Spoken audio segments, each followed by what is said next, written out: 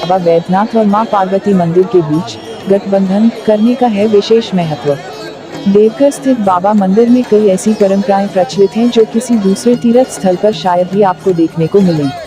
उन्हीं में से एक है बाबा बैद्यनाथ और मां पार्वती मंदिर के शिखर के बीच गठबंधन की परंपरा। इस परंपरा को शिव और शक्ति गठजोड़ या गठबंधन कहा जाता है।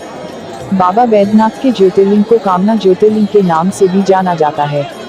हर साल लाखों भक्त यहाँ मन्नतें मांगने आते हैं। विशेषकर महाशिवरात्रि के अवसर पर बाबा मंदिर और मां पार्वती के शिखर के पंचशूल में लाल रज्जू से एक धार्मिक संस्कार के तहत गठबंधन किया जाता है। यह अनुष्ठान सिर्फ और सिर्फ बाबा बैद्यनाथ स्थित द्वादश ज्योतिर्लिंग के कामनालिंग स्थल में ही होता है, दुनिया में और कहीं नहीं। गठबंधन का अनुष्ठान विवाहित जोड़ों के लिए काफी महत्वपूर्ण माना गया है। हिंदू संस्कारों में विवाह के मौके पर रक्षा सूत्र बांधने की परंपरा है, जिसे लोग कंकण बंधन भी कहते हैं।